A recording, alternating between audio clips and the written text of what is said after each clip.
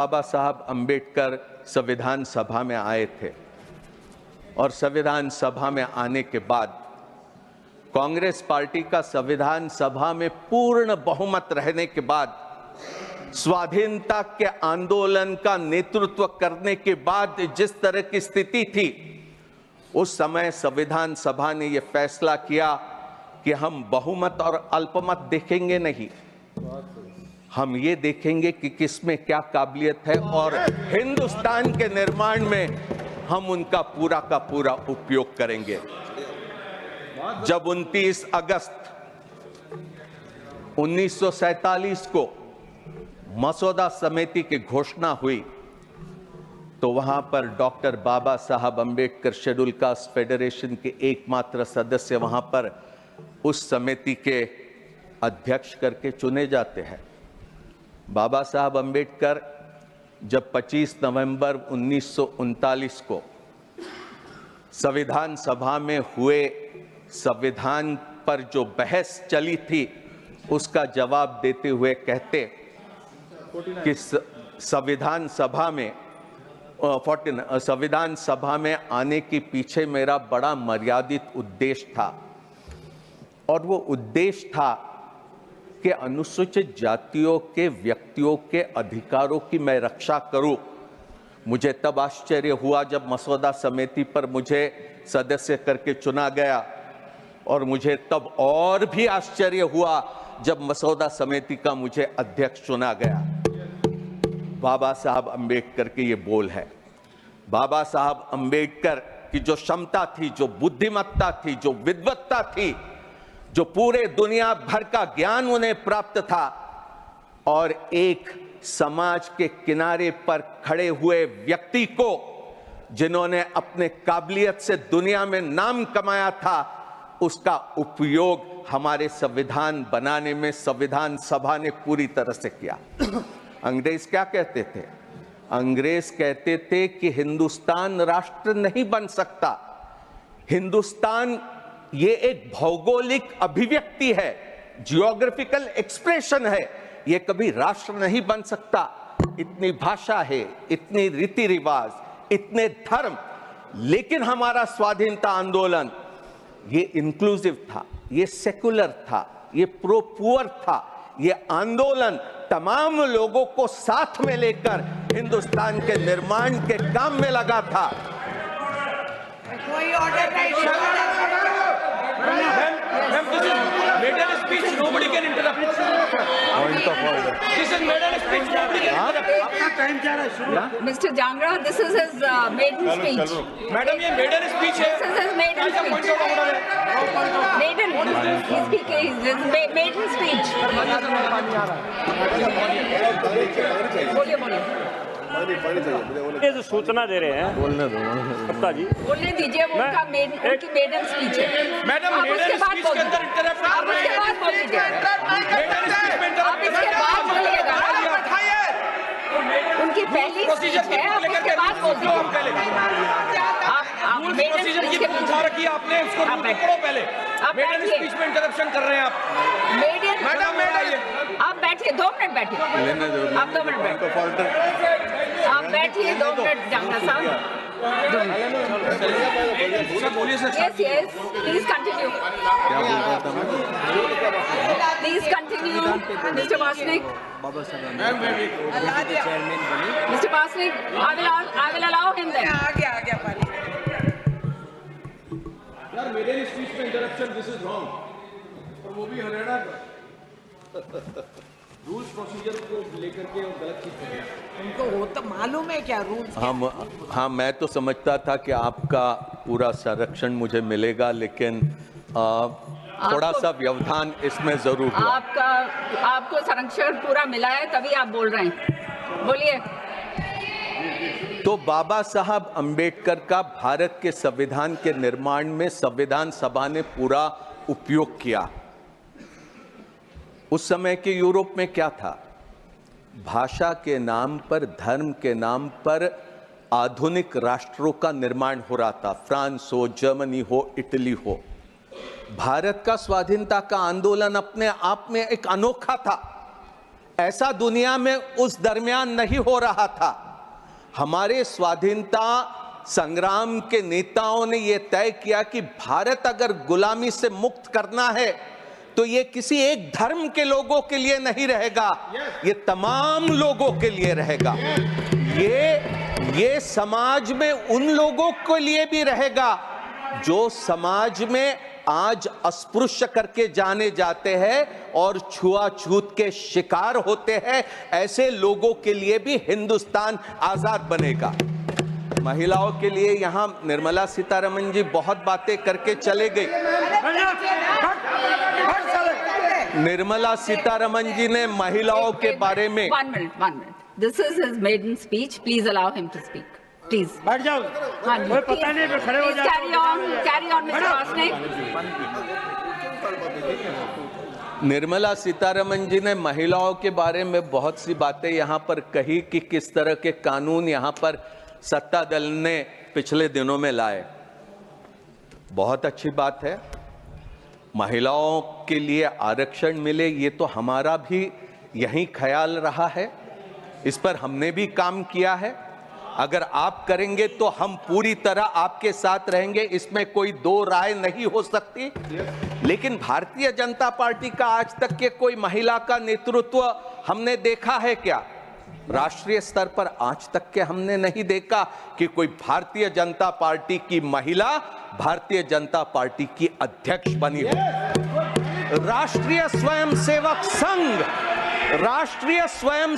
संघ जो जहां से इनकी पूरी वैचारिक धरोहर है, राष्ट्रीय स्वयंसेवक संघ में जिसके अभी अगले साल 100 साल पूरे हो गए, क्या आपने राष्ट्रीय स्वयंसेवक संघ का कोई सरसंघ चालक महिला को देखा है क्या?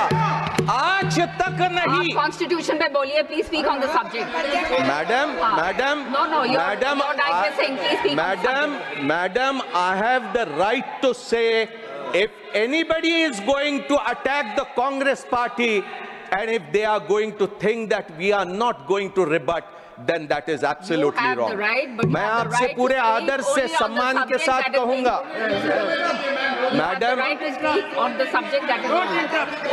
मैडम, मैं पूरे आदर और सम्मान के साथ कहूंगा कि अगर कांग्रेस का नाम जब लिया गया तब उन्हें रोक देते, मैं भी चुप रहता। मैंने अपने वाणी पर इनका नाम नहीं आने दिया होता।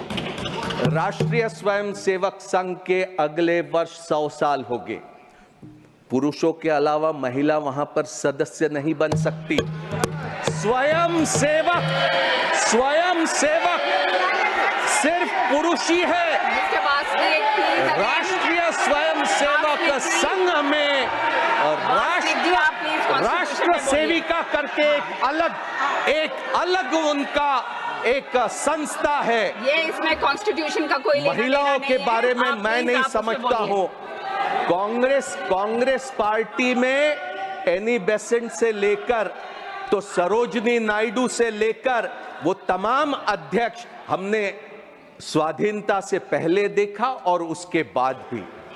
जवाहरलाल नेहरू ने जिस तरह से भारत की नींव रखी और जिस तरह से हमारे संविधान सभा ने, जिसमें बाबा साहब भीमराव अंबेडकर की एक अत्यधिक महत्वपूर्ण भूमिका रही है, मैं बड़े गौरव के साथ, बड़े अभिमान और शान के साथ कह सकता हूं कि भारत जो आज भी आजाद है, भारत जिसकी आज भी एकता बनी है, आज इस संविधान के वजह से वो सभी मुमकिन हुआ है। अन्यथा इतनी भाषाएं, इतने रीति रिवाज, इतने धर्म, मैं नहीं समझता हूं कि इतने मजबूती से आगे बढ़ पाते। हमें बड़ा गौरव है कि आज सबसे बड़ा लोकतंत्र करके हम दुनिया में अपनी जगह पाए हैं और मैं उम्मीद करता हूं कि अगर हम भारतीय संविधान के रास्ते पर चलते रहेंगे तो हम और अधिक मजबूत होंगे और अधिक हम दुनिया में अपना नाम रोशन करने में कामयाब होंगे। यहां राजीव जी के बारे में बात कही कि किस तरह से वहां पर इंदिरा जी की हत्या होने के बाद स्थिति पैदा हुई। यहां इंदिरा गांधी जी का शव रखा है। कोई गिन भी लेता कि इंदिरा गांधी जी के छाती पर कितनी गोलियां झेलनी पड़ी थी। कोई यह भी कह देता था कि उस समय के क्या हालात थे जिसमें इंदिरा गांधी को कठोर फैसले करने पड़े थे। यहां मां की लाश, जो मुल्क की प्रधानमंत्री थी, वहां पूरी छाती छलनी हुई पड़ी हुई थी और राजीव गांधी निकले दिल्ली के सड़कों पर, जहां दंगे भड़के थे, वहां पर शांत करने के लिए। यहां इतना ही नहीं, निर्मला जी ने यहां पर पढ़ा लिखा रहो। देखिए, शेखर जी ये आपके पिता थे। राम मनोहर लोहिया हॉस्पिटल में जब संजय गांधी का शव वहां पर पहुंचा था, इंदिरा जी वहां पर पहुंचे और चंद्रशेखर जी के साथ वहां पर बात करने लगी कि हम पंजाब के हालात को कैसे सुधारेंगे। आप क्या बात कर रहे हैं? पहले इतिहास को जानने की कोशिश करो। निर्मला जी ने यहाँ पर मैं आपका संरक्षण चाहूंगा। निर्मला जी ने यहाँ पर कॉन्स्टिट्यूशन फर्स्ट अमेंडमेंट को लेकर बात कही। पहला जो अमेंडमेंट लाया गया, जवाहरलाल नेहरू प्रधानमंत्री थे, निश्चित उनकी जिम्मेदारी थी।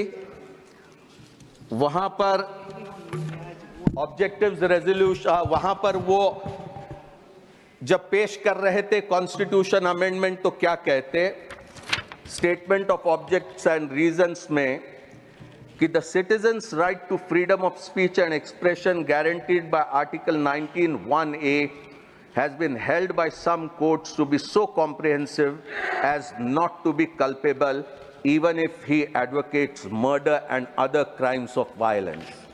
In other countries with written constitutions, freedom of speech and of press is not regarded as debarring from punishment or preventing abuse of this freedom. आगे में वो पूरा इसका विस्तार से वहां पर ऑब्जेक्ट्स रखते हैं। Please conclude. Your time is over.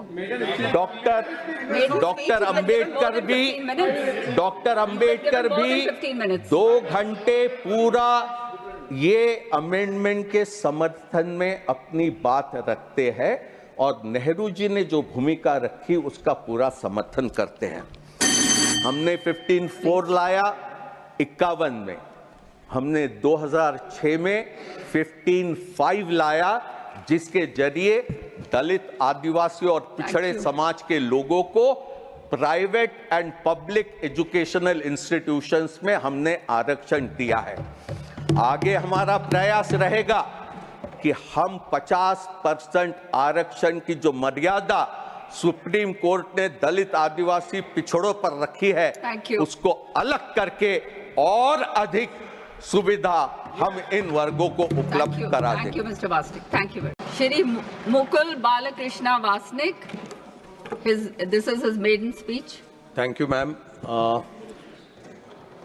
कि जो आपने इस महत्वपूर्ण विषय पर मुझे बोलने का मौका दिया। पहले के कुछ वक्ताओं को मैंने सुना, सत्ता दल से 2 वक्ताओं ने अपने